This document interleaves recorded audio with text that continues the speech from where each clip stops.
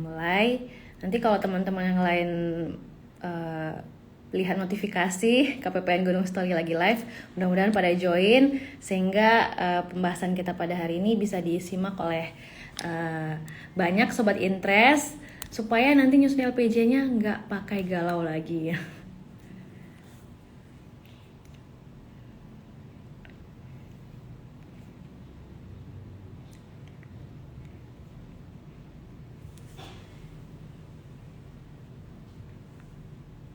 Oke, kita mulai aja ya teman-teman.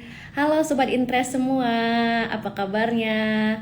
Tidak terasa ya, sudah 2 minggu kayaknya ya sejak Shine episode sebelumnya.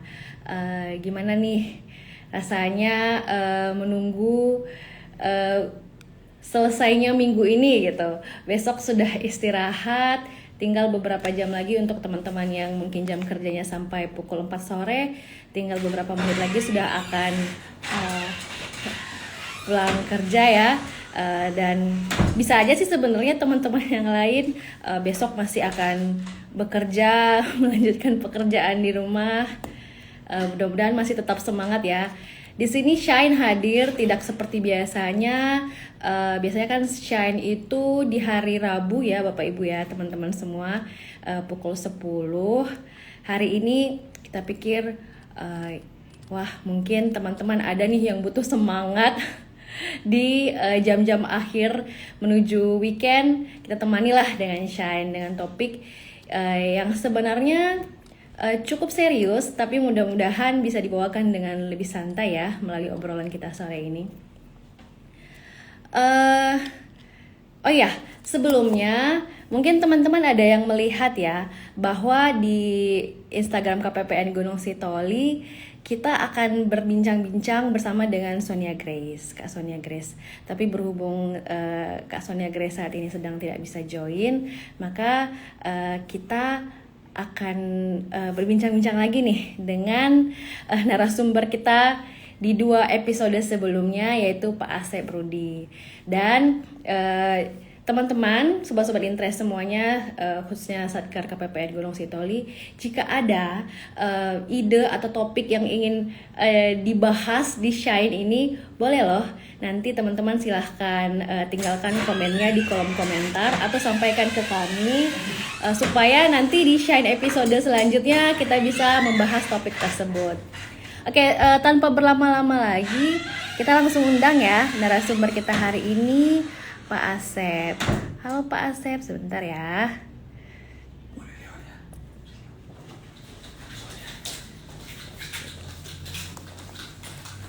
Sebentar.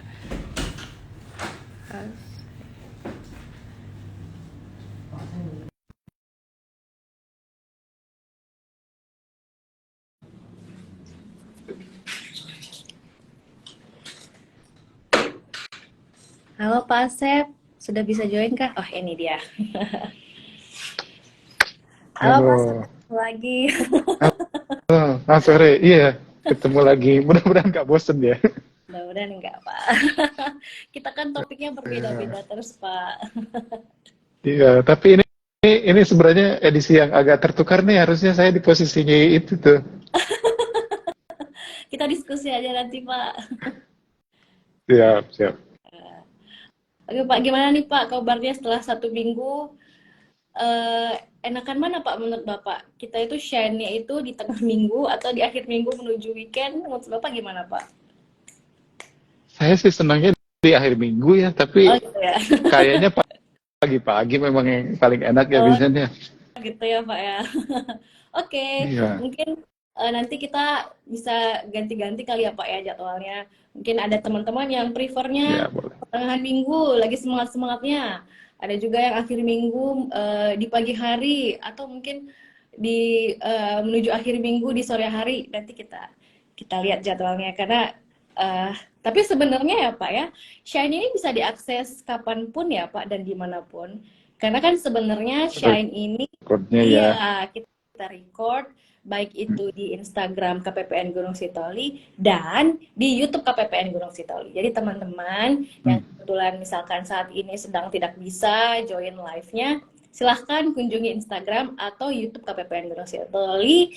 Kita sudah record dan di situ sudah ada episode 1, episode 2, episode 3 dan seterusnya. Oke. Oke Pak, kita langsung aja ya Pak ke pembahasan. Oke, Gimana Pak?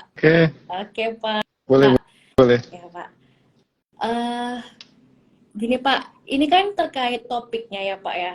Topiknya agak menarik nih menurut saya. Judulnya itu nyusun LPJ anti galau. Emang Wow. LPJ ini apa sih Pak? Kenapa dia bisa bikin galau? Emang beneran bisa bikin galau? Coba gimana Pak? Wah, itu kayaknya yang bertanya lebih bisa menjawab ya. Tapi eh, ya LPJ itu kan laporan yang disampaikan oleh bendahara ya. Bendahara sebagai bentuk pertanggungjawaban atas uang yang dikelolanya, gitu ya. Oh, jadi ada yang menarik sebenarnya dalam hal apa penyampaian LPJ bendahara itu. Bendahara itu kan eh, orang yang berkedudukan secara struktural di satuan kerja ya, di pengguna anggaran.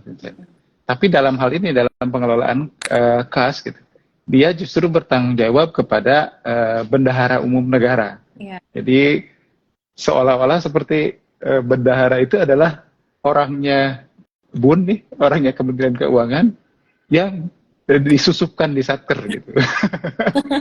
Ya kan?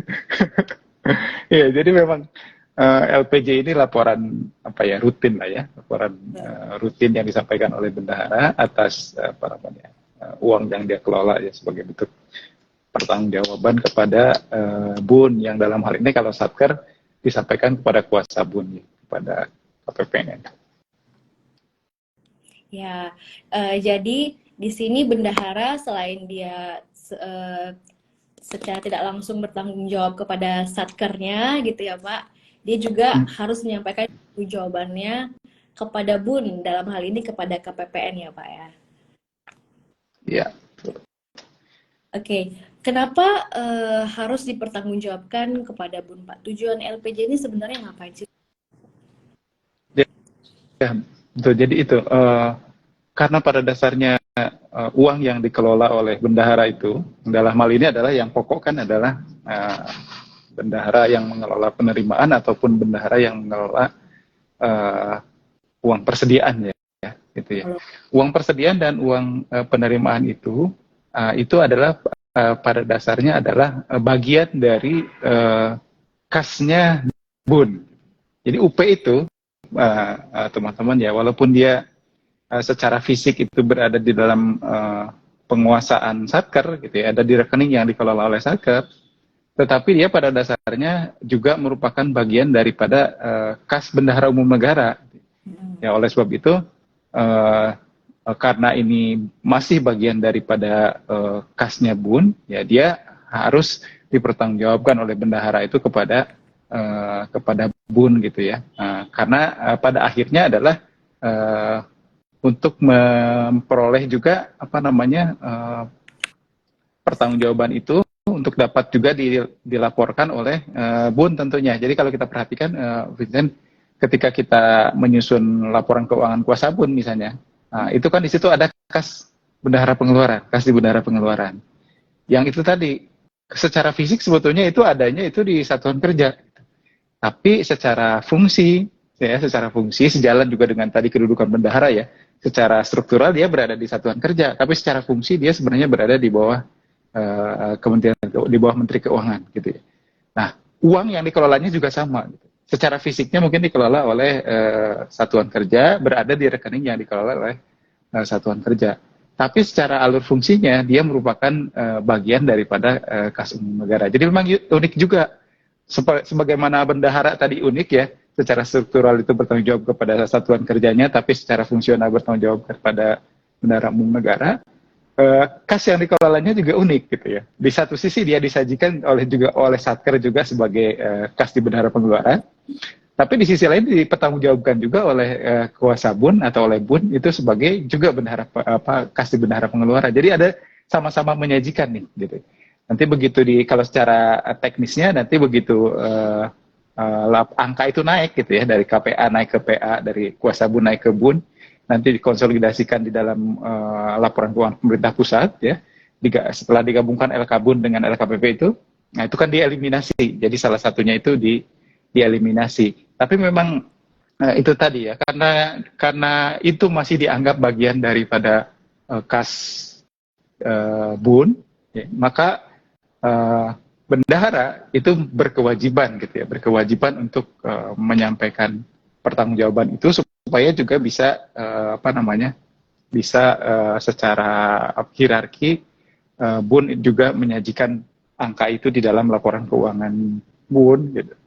Itu jadi memang ini agak unik memang kita kalau ngomong soal terutama UP ya, terutama UP itu memang menarik ya. UP itu sebenarnya kan pada dasarnya adalah kas yang seharusnya itu jumlah nominalnya itu kecil gitu ya, kecil karena dia sebenarnya dimaksudkan untuk membiayai pembiayaan yang menurut sifat atau fungsinya itu mustahil atau tidak mungkin dibiayai dibayar menggunakan mekanisme LS gitu.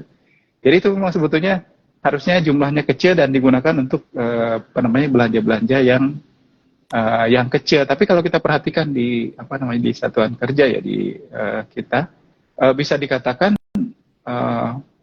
pembayaran dengan menggunakan uang persediaan itu masih cukup dominan ya, masih cukup dominan. Mungkin tidak dominan ya, tapi masih signifikan lah.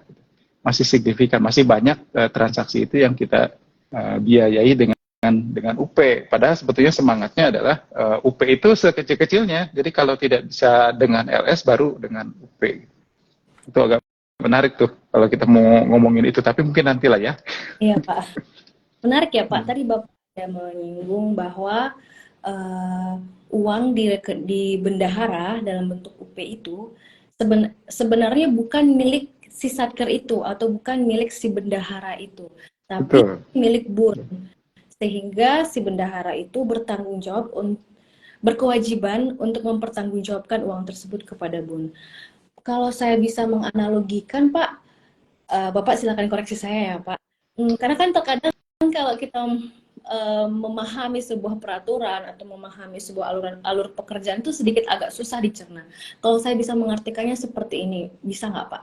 Jadi uang yang di tangan bendahara atau yang di tangan Satker itu sama seperti uang jajan seorang anak yang dia pegang, yang diberikan oleh orang tuanya. Jadi sebenarnya uang jajan itu memang dipegang sama si anak, tapi itu uang bapak ibunya gitu. Bisa nggak Pak saya gambarkan seperti itu? Sehingga misalnya pada akhir minggu atau pada akhir hari si anak itu harus mempertanggungjawabkan kepada orang tuanya, Pak, Bu, uang jajannya ini nambah lagi dong.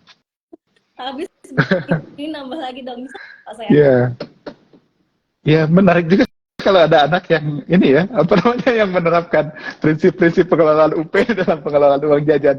Tapi ya, sepanjang kita bisa aja kalau kita berasumsi bahwa uang jajannya di tangan anak itu pada dasarnya masih miliknya orang tuanya sampai dia jajankan dan dia minta ganti sama orang tuanya gitu. Ya, jadi itu mirip lah gitu ya, mirip dengan pengelolaan UP. Ya, intinya adalah kalau kita perhatikan ya misalnya ketika bendahara pengeluaran itu mau membayar, bendahara yang dilakukan oleh bendahara itu mirip dengan yang dilakukan oleh KPPN ketika Satker mengajukan tagihan dengan LS. Satker mengajukan SPM, LS, kita uji itu tagihannya. Betul enggak gitu ya? Ada enggak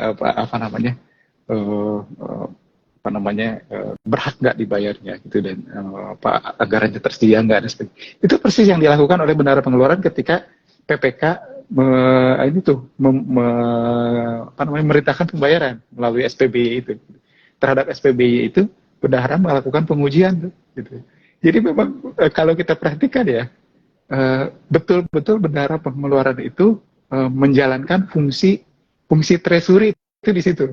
Ya, ketika ada tagihan, hampirlah persis sama plek gitu, ketiplek dengan apa yang dilakukan oleh kita di KPPN ketika Satker itu mengajukan tagihan secara LS ya. Ya, ini saya ingin menguatkan bahwa uang persediaan itu itu sampai dia dibelanjakan dan kemudian dimintakan penggantiannya, ya pada dasarnya itu masih merupakan uangnya Bun. Gitu. Baik, Pak. Nah, tadi kan kita ada membahas tentang bendahara pengeluaran. Berarti ada yang namanya LPJ pengeluaran ya, Pak, yang menjadi pertanggungjawaban bendahara pengeluaran. Nah, kita kan tahu di Satker itu juga ada yang namanya bendahara penerimaan. Apakah bendahara penerimaan ini juga berkewajiban, Pak, untuk mengajukan LPJ penerimaan? Betul, jadi sama apa namanya? Kalau kita baca pengaturan ya tentang kedudukan dan tanggung jawab bendahara, saat ini yang berlaku adalah PMK 162 tahun 2013, bagaimana telah diubah dengan PMK 230 tahun 2018, bahwa ada kalau saya bisa tarik itu ada 3+1 bendahara yang wajib menyampaikan laporan pertanggungjawabannya nih. Yang pertama itu ada namanya bendahara umum negara. Nah, kalau bendahara umum negara tentu dia pertanggungjawabannya dia apa namanya ya kepada rakyat lah langsung gitu ya, kepada dalam hal ini kepada DPR gitu ya. Ada namanya bendahara pengeluaran ya, ada namanya bendahara penerimaan, dan plus satunya itu adalah bendahara pengeluaran pembantu gitu. Ya ini subnya lah, subordinatnya dari bendahara pengeluaran gitu. Jadi kalau secara substansi sebetulnya ada dua lah bendahara itu, bendahara pengeluaran dan bendahara penerimaan. Gitu. Nah, baik bendahara pengeluaran maupun bendahara penerimaan itu berkewajiban untuk mempertanggungjawabkan kas yang dikelolanya. Gitu. Jadi LPJ ini tidak terbatas pada bendahara pengeluaran, ya, bendahara penerimaan juga, karena dia juga apa namanya menjalankan tugas untuk melaksanakan fungsi bendahara gitu ya, yang membedakan antara bendahara pengeluaran dan penerimaan itu kan hanya pada kewenangan untuk membayar saja gitu ya. Jadi kalau bendahara pengeluaran dia boleh membayar gitu ya. Kalau apa namanya bendahara penerimaan kan tidak boleh membayar, dia tidak punya kewenangan untuk membayar, tapi dua-duanya punya kewajiban yang sama dalam hal menyampaikan laporan pertanggungjawabannya kepada kepada bendahara umum negara ya. Jadi betul Vincent, jadi bendahara penerimaan tentunya juga punya kewajiban yang sama gitu ya dengan bendahara pengeluaran. Nah ini ada yang kelewat mungkin ya, apa namanya kalau kita bicara ini isinya apa sih gitu, isinya apa sih dari dari LPJ ini ya. Nah ini mungkin sebenarnya Vincent nanti bisa banyak sharing tuh dari sisi ini ya, dari sisi format-format laporan gitu ya. Dari format laporan kan tentunya terbaca gitu ya, laporan apa saja yang disampaikan kepada KPPN itu tentu menggambarkan isi dari sebuah LPJ itu. Tapi secara umum ya LPJ itu kan isinya adalah pertama ya secara substansi yang dilaporkan itu adalah pertama saldo awal gitu ya. Saldo awal dari kas yang dikelola oleh bendahara, bisa berasal dari kas UP, bisa berasal dari pungutan pajak, bisa berasal dari LS bendahara gitu ya, LS yang melalui bendahara, atau bisa melalui juga atau bisa berasal dari transaksi-transaksi lainnya yang diperbolehkan gitu ya. Seperti misalnya dana titipan dan sebagainya. Kemudian uang ini bisa berada di dua tempat gitu ya. Bisa berada di rekening bank, bisa berada di berangkas gitu ya, baik saldo awal maupun saldo akhir. Nah, saldo awal ini merupakan saldo bawaan dari saldo akhir bulan lalu tentunya gitu ya, sehingga pengujiannya adalah dengan cara menyamakan dengan saldo akhir bulan lalu kan gitu. Nah, jadi pertama saldo awal, kemudian kedua adalah penambahannya gitu. Penambahan dan pengurangannya lah ya, satu paket nih, penambahan dan pengurangannya atau mutasinya gitu ya. Nah, mutasi dan penambahan ini juga harus dipertanggungjawabkan gitu ya. Penambahannya itu kalau dia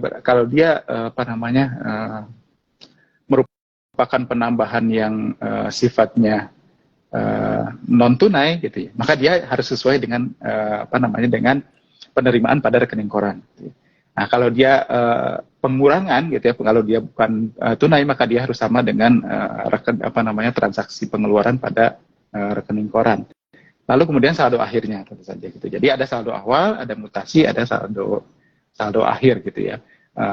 isinya itu ada ada buku, ada kas yang di bank, ada kas yang di tunai. Nanti format-formatnya kita mengenal, ada istilah buku kas umum gitu ya, ada buku pembantu, nanti ada buku pembantu UP, ada buku pembantu pajak, ya macam-macam. Nanti Vincent bisa bisa highlight bisa ngasih insight tuh ke kami, apa aja sih jenis-jenis format-format laporan yang disampaikan ke KPPN. Tapi secara substansi itu adalah bisa bisa uang persediaan, bisa uang pajak, bisa uang LS, ya LS bendahara, atau bisa uang lainnya, baik yang ada di rekening maupun ada yang ada di brankas. Baik. Nah, ini kan tadi kita ngomongnya itu bendahara berkewajiban mengajukan LPJ, eh, bendahara penerimaan, bendahara pengeluaran. Ada kata wajib, wajib, wajib, gitu ya Pak ya.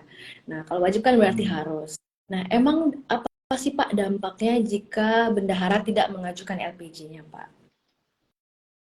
Wah, ini kelihatannya dampaknya bisa merepotkan nih. Jadi di ketentuan tentang sanksi itu diatur eh, bahwa ketika bendahara itu gagal atau tidak menyampaikan LPJ-nya, maka KPPN itu akan memberikan sanksi ya berupa penundaan penyampaian SPM. Ya, sanksi yang sama saya rasa dengan sanksi rekon ya, Vincent. Nah, kapan kita bisa mengenakan sanksi ini? Ya, ketika bendahara itu menyampaikan LPJ itu tidak tepat waktu atau bahkan mungkin tidak menyampaikan sama sekali, yaitu setiap tanggal 10 atau hari kerja sebelumnya. Apabila tanggal 10 itu jatuh pada hari libur ya. Jadi ada sanksinya nih, Vincent. Kalau misalnya teman-teman nggak menyampaikan LPJ atau menyampaikan LPJ lewat waktu nih, ya ya siap-siap nanti satuan kerjanya tidak bisa menyampaikan SPM ya, baik SPM UP maupun SPM LS gitu ya. Jadi harus hati-hati, harus betul-betul dipenuhi, karena bagaimanapun ya kita harus menyadari mungkin satu hal yang perlu kita sadari bersama ya, bahwa ketika kita mengelola anggaran ini ya, sebelum kita pada dasarnya ya, kalau kita lihat dari siklusnya gitu, pada dasarnya kita baru bisa melaksanakan siklus anggaran yang baru, katakanlah bisa melakukan pembayaran lagi, mengajukan penggantian lagi, ketika transaksi yang lama itu sudah selesai siklusnya sampai dengan pertanggungjawaban. Gitu. Nah, sama seperti kalau kita tarik ke perspektif tahunan ya, kita baru bisa mengajukan bisa melaksanakan tahun anggaran yang baru. Kalau tahun anggaran yang lama nih, ya sudah selesai gitu pelaporannya.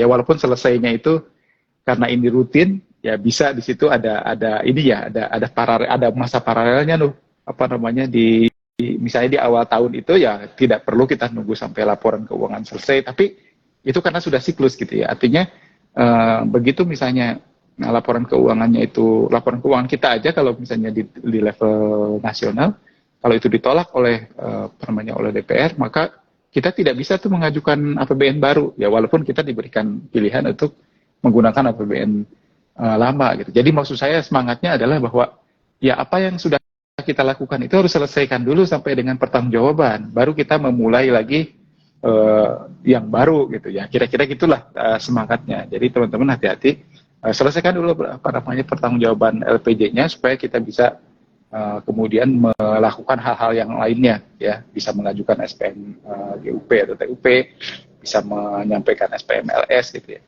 Itu ya. Berarti Satker hanya bisa menyampaikan SPM GUP, TUP-nya itu kalau sudah LPJ bulan sebelumnya sudah beres ya Pak ya?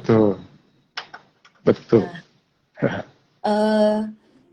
kita nih sekarang kan, tadi kan kita bahas kenapa Satker bendahara wajib menyampaikan LPJ. Kemudian tadi Bapak menyampaikan bahwa akan ada sanksinya. Kita memberikan sanksi kan pasti karena ada dampak yang lebih di balik itu gitu.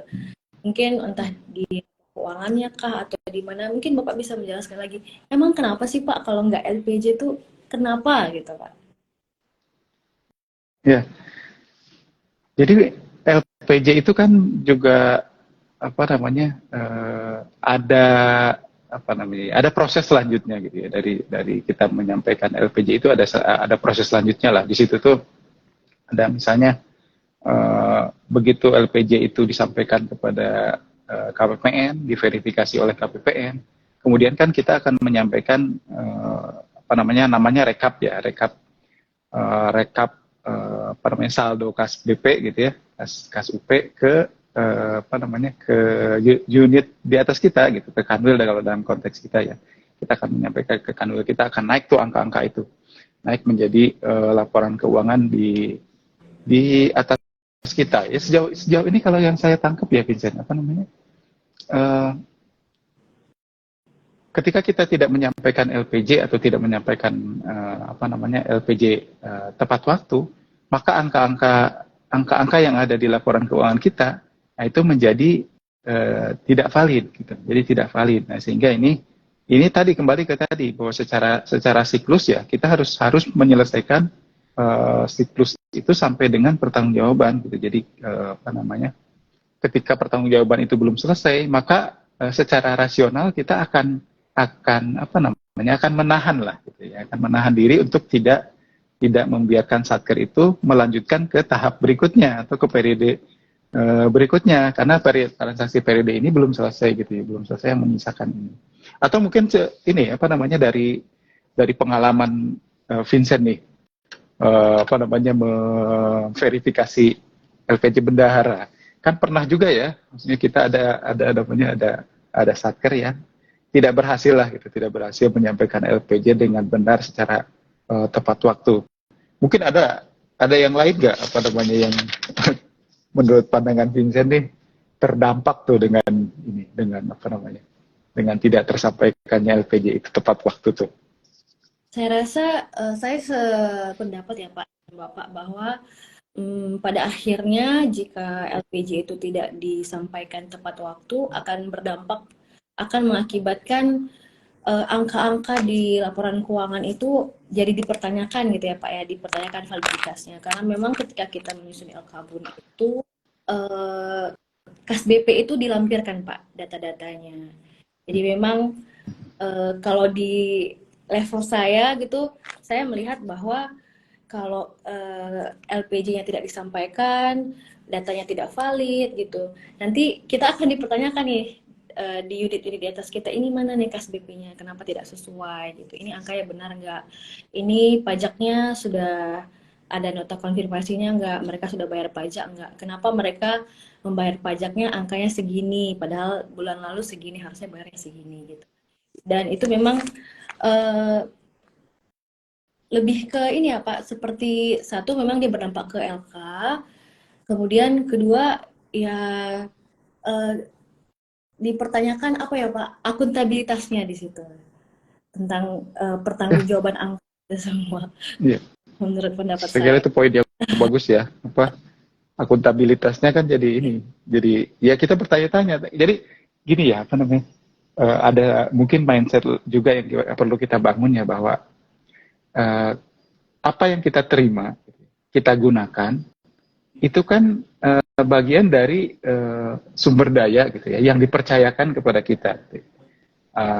Ya kalau kita belajar dulu di kampus, barangkali itu objek dari agency teori ya, Vincent. Jadi ini ada agent ya, ada agent yang menerima resource tertentu gitu, dari prinsipal yang harus dia pertanggungjawabkan. Jadi kita tidak boleh punya mindset kalau sudah digunakan selesai, enggak gitu. Kita punya kewajiban untuk meyakinkan si pemberi kepercayaan itu bahwa resource yang dipercayakan kepada kita itu sudah kita gunakan dengan benar gitu, sebagaimana mestinya. Kita harus punya kesadaran itu, kita harus punya kesadaran bahwa kita tidak selesai sampai dengan menggunakan saja.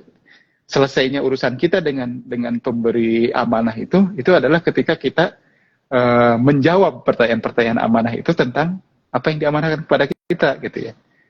UP yang kemarin dipakai buat apa aja gitu. Sekarang sisanya berapa, ada di mana saja, kan itu adalah satu pertanyaan yang logis dari apa namanya dari si pemberi UP itu gitu kan, terhadap UP yang kita gunakan. Jangan punya mindset bahwa saya ini kok saya nggak apa namanya saya tidak menggunakan untuk kepentingan pribadi kok.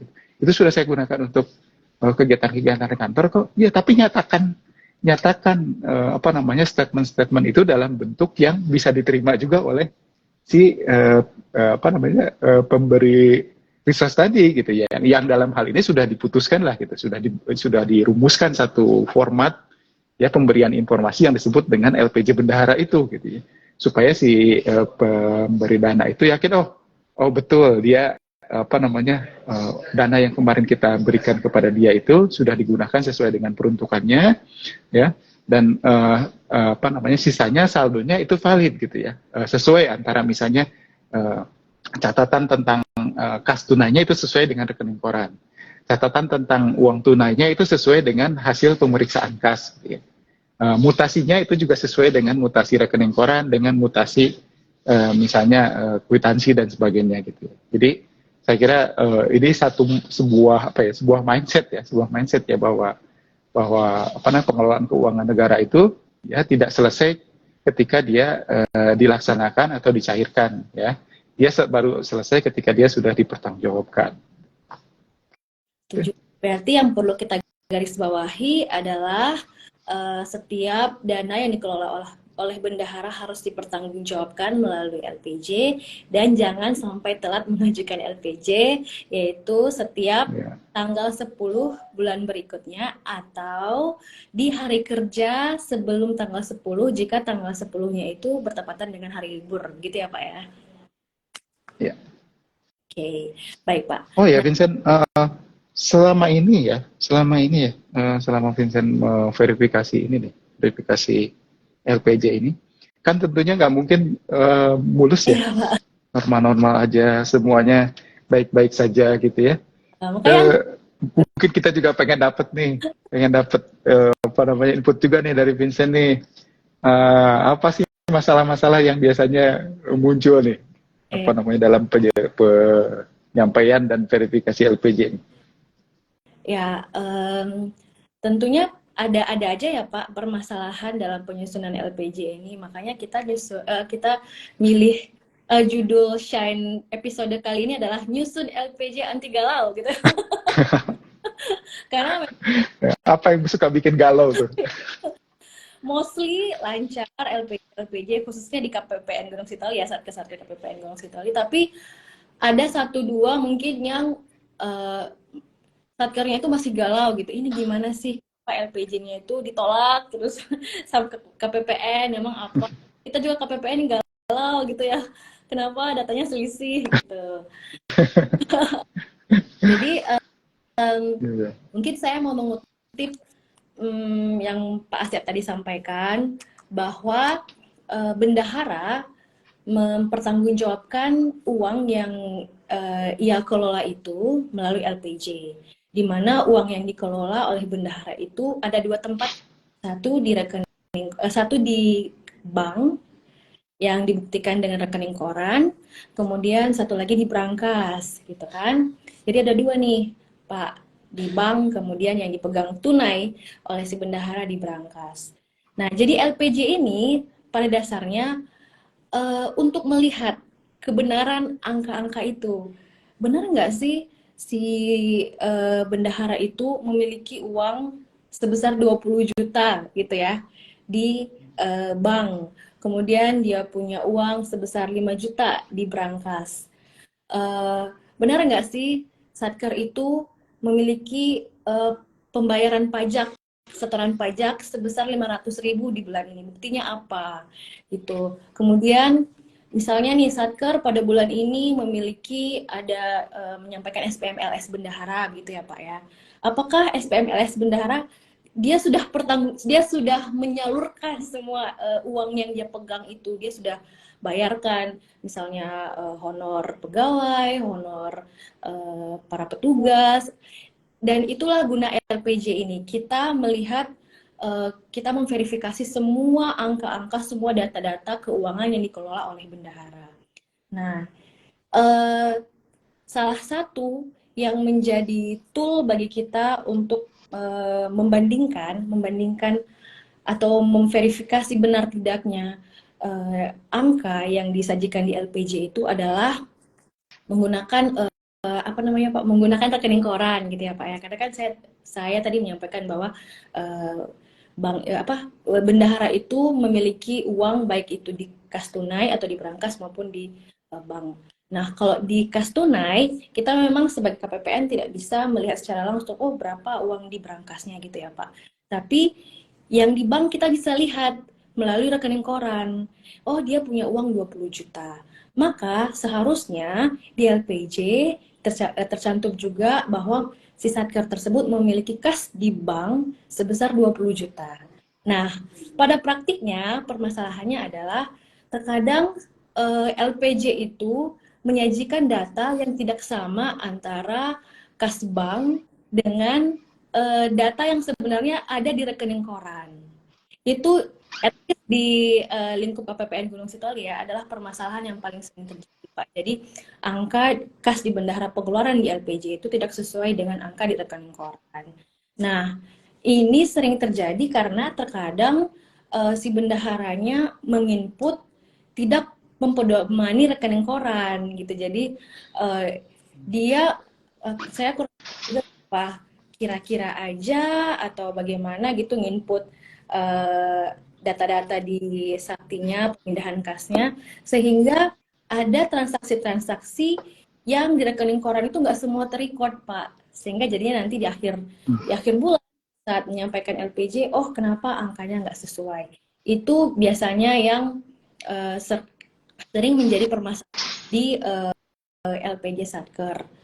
Kalau misalnya rekening korannya itu nggak terlalu panjang ya Pak, misalnya 5 gitu ya Pak, ya kita gampang Pak untuk memverifikasi apa sih penyebab selisih gitu ya Pak, penyebab angka kas bank di LPJ tidak sama dengan angka di rekening koran. Karena ya cuma 5 transaksi, kita gampang melihatnya. Nah, yang bikin pusing kalau transaksi 5 halaman rekening koran Pak. Itu Yeah. kasihan juga ya Pak kalau misalnya Satker baru nyadar ada selisih dengan transaksi yang sebegitu banyaknya. Inilah yang mengakibatkan galau, Pak. Jadi mungkin saran kita di sini adalah bendahara setiap akan mencatat transaksi di Sakti untuk selalu pegang rekening koran. Rekening korannya itu menjadi kunci gitu, istilahnya jangan bergerak lewat atau lepas dari rekening koran, harus benar-benar sesuai dengan rekening koran. Penarikan atau penerimaan SP2 DGUP-nya itu semua harus direkam di Sakti di LPJ-nya, sehingga nanti ketika menyampaikan LPJ udah otomatis sama gitu Pak. Dan kita udah nggak ada istilah galau-galau lagi. Silahkan perbaiki ini kenapa selisih, silahkan diverifikasi per tanggalnya, misalnya ada 100 transaksi kan kasihan juga ya. Itu Pak permasalahan yang paling sering terjadi dan cukup apa ya Pak, fatal sih enggak ya Pak sebenarnya, karena kan masih bisa diperbaiki gitu ya. Tapi paling sering terjadi at least di KPPN Gunung Sitoli. Kemudian permasalahan lain salah merekam cara pembayaran Pak. Jadi kan Satker saat ini bisa melakukan pembayaran misalnya ke vendor itu membayar secara tunai gitu ya, misalnya ada apa Pak, pesan makanan misalnya ya Pak, 100.000 gitu. Nah pesan makanannya itu bisa dibayar secara tunai, kita kasih duit atau kita transfer ke vendornya. Nah itu kan nanti cara bayarnya itu akan direkam, dipilih gitu ya, ada pilihan di saktinya itu di pada saat proses proses kwitansi gitu ya Pak. Nah kadang Satker itu salah Pak memilih cara membayar. Kadang yang harusnya tunai dipilih non tunai atau sebaliknya yang harusnya non tunai dipilihnya tunai. Nah ini lebih fatal gitu ya Pak ya, karena kalau misalnya Satker pilih cara bayarnya tunai aja terus, tunai tunai tunai tunai. Padahal sebenarnya cara bayarnya tuh non tunai gitu ya Pak. Sehingga kalau dia pakai tunai terus cara bayarnya sama kayak kita misalnya ada uang di dompet, pakai uangnya di dompet pakai bayar apa jajan terus gitu ya Pak ya, pakai tunai tunai tunai gitu. Akhirnya duitnya nol kan Pak, nol. Nah, tiba kita mau Kalau kalau dari dompet Vincent, ya mungkin ada kontrolnya ya. Begitu nol kan ketahuan ya, nggak bisa ya diambil lagi kan gitu. Nah, di jadi kalau bendahara mungkin walaupun sudah nol dia tetap aja bisa aplikasi nyatet seolah-olah itu non tunai ya. Gitu. Jadi itu harus hati-hati juga. akhir bulan, Pak. Ketahuan di akhir bulan, Ya. loh, kenapa saya bisa minus gitu ya, Pak? Masa sih kasih minus gitu? Karena memang kita di sini ada kan pakai aplikasi ya, Pak. Kita nggak bisa melihat uangnya secara real gitu kayak Bapak bilang tadi, kalau uang dari dompet tahu duit duit saya mau habis nih gitu. Tapi kalau misalkan di aplikasi kan kita nggak tahu ya. Pilih aja tunai tunai tunai sampai akhirnya saat akhirnya baru nyadar, duit saya habis, duit saya kas tunai saya minus. Baru nanti bertanya, ini kenapa ya Bu, Pak gitu, kenapa duit saya minus. Setelah ditelusuri ternyata ada transaksi-transaksi yang sebenarnya realnya itu dilakukan secara non tunai, si satkernya melakukan transfer gitu untuk membayarnya, tapi dipilihnya tunai sehingga um, apa namanya kasnya jadi minus. Nah, sebenarnya ini akan aman-aman saja, masih bisa diperbaiki jika si satker belum melakukan SP2D GUP. Jadi kan kwitansi-kwitansi kita kan sebenarnya alurnya gini Pak, SPBY, kemudian kwitansi, kemudian DRPP, kemudian dijadikan SP2 DGUP gitu ya Pak. Nah, kalau masih tahap kwitansi, masih tahap DRPP, itu masih bisa diperbaiki Pak. Tinggal hapus DRPP, terus kita ulang kwitansinya, kita ubah cara bayarnya gitu ya Pak. Tapi kalau sudah sampai GUP, sudah terbit, sudah datanglah uang baru gitu ceritanya ya Pak. Sudah datanglah uang baru ditransfer ke rekening bendahara. Nah, si kwitansi ini tuh udah dikunci Pak secara aplikasi. Sudah tidak bisa diapa-apakan lagi.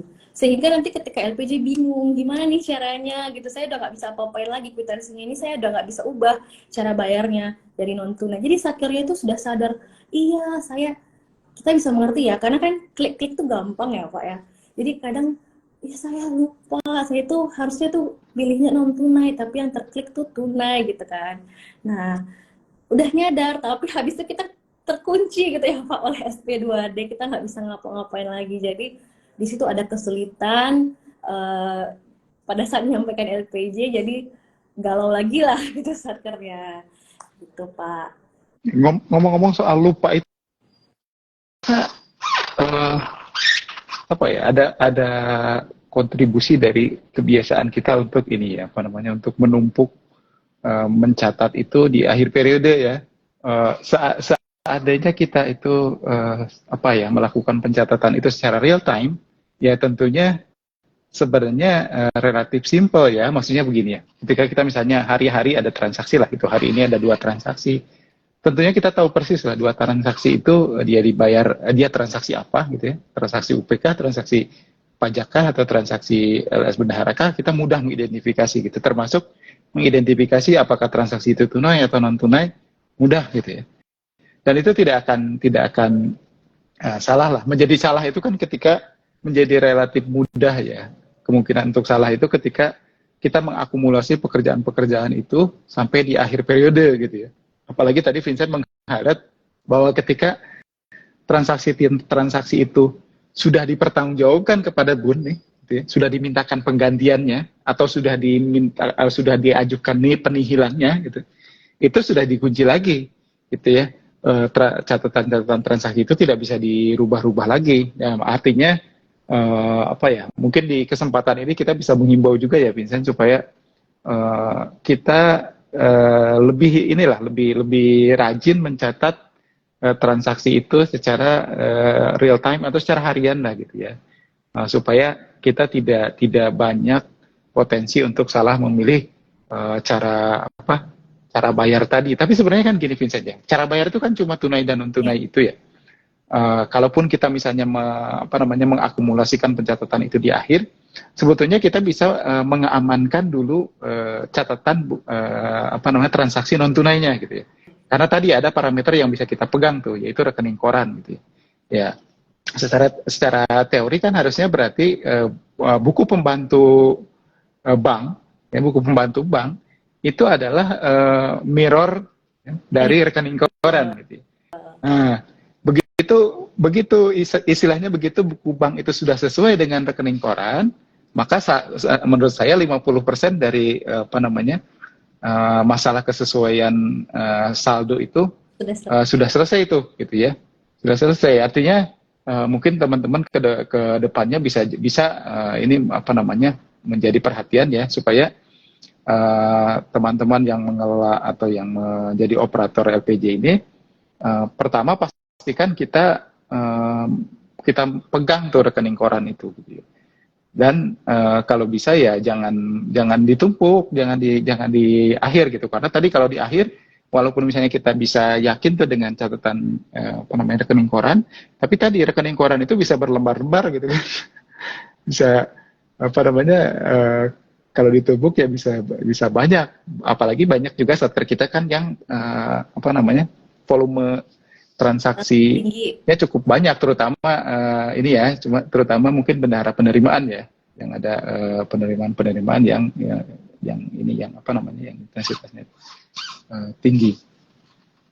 Ini di kolom komentar ada yang nanya tuh, Vincent. Kayaknya ini Vincent yang paling bisa jawab nih. Gimana, Pak? Atau ini ada dari Bang Udin nih kayaknya nih. Apa deh Mau pertanyaannya? tanya Tapi dong, yang host. ditanya host nih, berarti Vincent lah Oh iya, ini. boleh, Pak. Apa katanya? Mau tanya dong, host, kok dokumen LPJ-nya upload sana-sini ya, kayak 2 kali kerja gitu. Kayaknya Bapak juga bisa jawab, Pak. Coba gimana, Pak? Kayaknya saya malah jawabnya dengan pertanyaan nih. Memang selama ini dokumen LPJ itu diupload kemana aja sih? 2, Pak. Ke aplikasi Sprint itu memang Ya.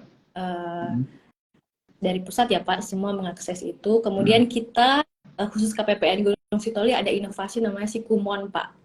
Jadi, Satker kita mintakan untuk upload ADK dan LPJ-nya baik ke Sprint maupun ke Sikumon.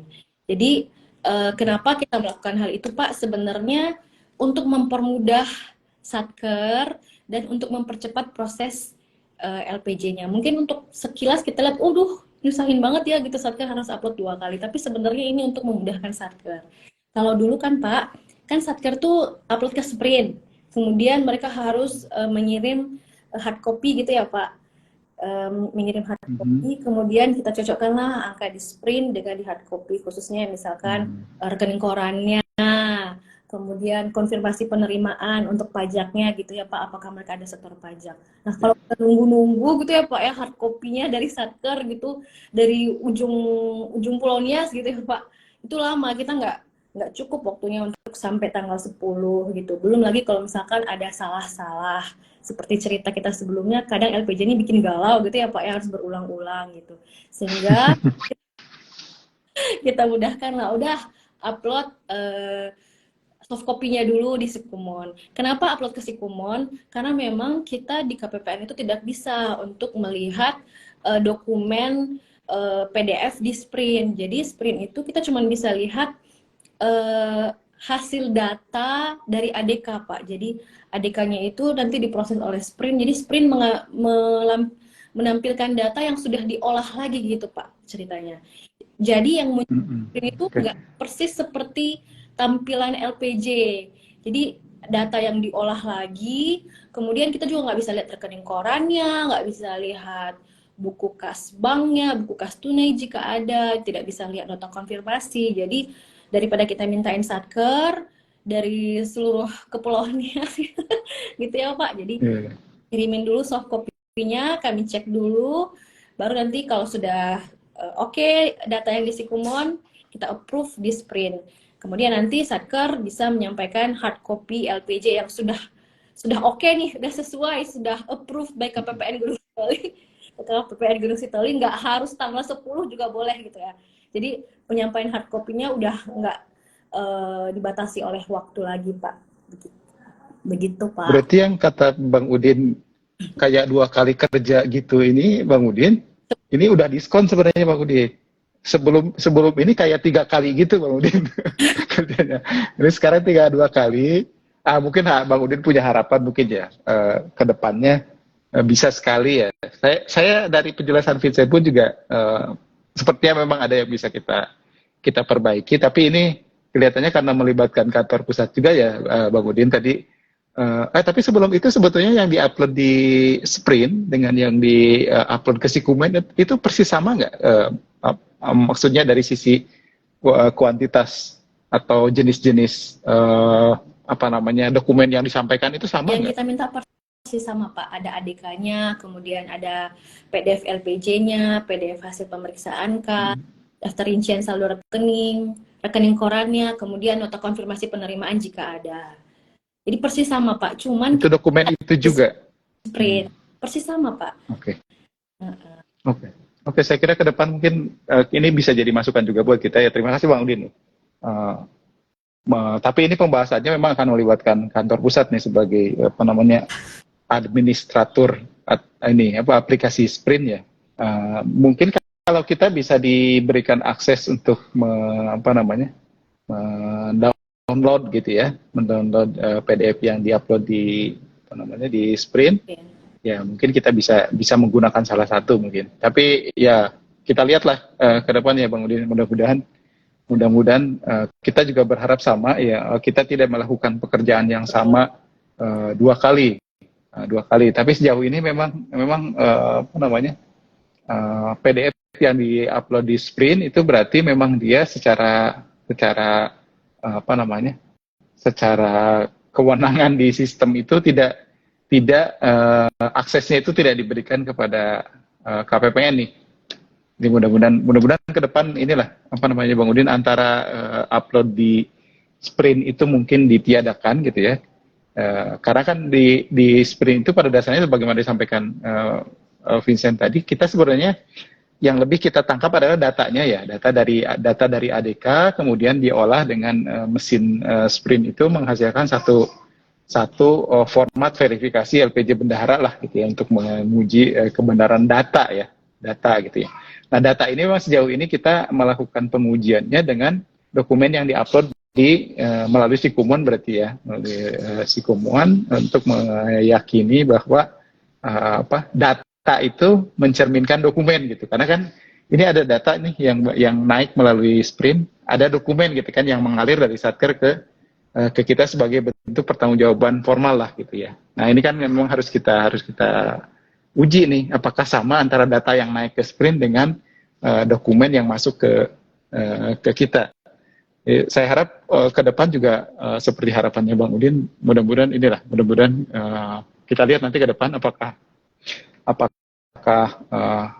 apa namanya kita diberikan kewenangan untuk mengakses dokumen yang diupload melalui Sprint ataukah kewajiban untuk mengupload dokumen di Sprint itu yang mungkin bisa ditiadakan ya, karena pada dasarnya kan dokumen itu disampaikan juga ke KPPN, entah itu melalui soft copy seperti yang kita lakukan di KPPN Gunung Sitoli ataupun yang mungkin masih menggunakan hard copy ya, karena secara ketentuan pada dasarnya penyampaian hard copy itu kelihatannya masih ada gitu, walaupun kita secara kebijakan kita mengambil pilihan untuk memudahkan tadi. Ya cukup dengan menyampaikan soft copy apabila memang tidak bisa menyampaikan hard copy ya. Oke Bang Udin, saya kira itu bagus lah ya dari Bang Udin apa namanya sarannya, Vincent. Kita sebenarnya nih Bang Udin, ini lagi nih, ada lagi nih Pak. Kami curcol dikit, salah satu dokumen yang kami kesulitan itu rekening koran.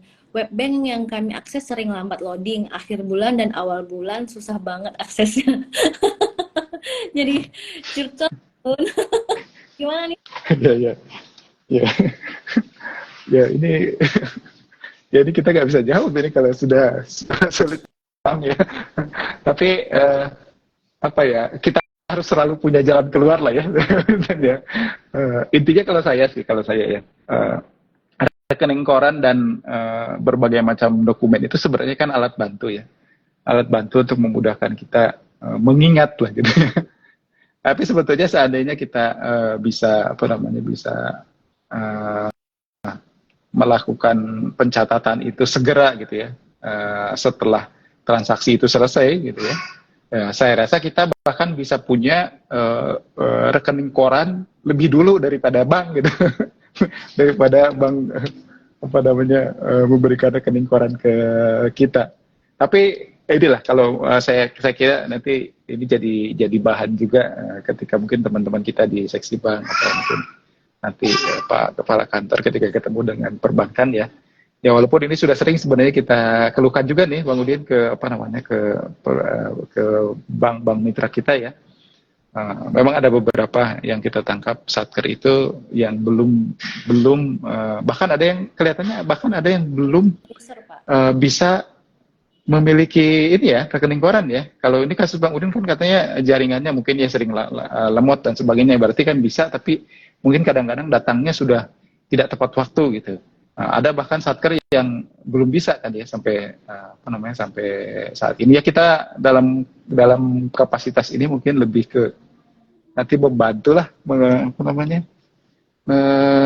memprovokasi mungkin perbankannya supaya bisa ini lebih berlari. Baik Pak, menarik ya Pak ya pembahasan kita hari ini juga. Terima kasih ya Bang Udin sudah meramai ya Pak ya dengan pertanyaannya dengan Bang Udin ini termasuk satu Pak ya setia ya dengan Shine kita gitu ya. Iya. Mudah-mudahan. Iya makasih. Iya, makasih Bang Udin. Kita kasih giveaway kali kapan-kapan ya. Kita kasih giveaway ya kapan-kapan ya. Oke. Nah, selanjutnya nih Pak, ini kan kita sudah untuk teman-teman yang mungkin jam kantornya sampai pukul 16, ini kan mungkin sudah waktunya pulang gitu ya Pak ya. Mungkin ada sedang siap gitu ya Pak, kembali ke rumah gitu.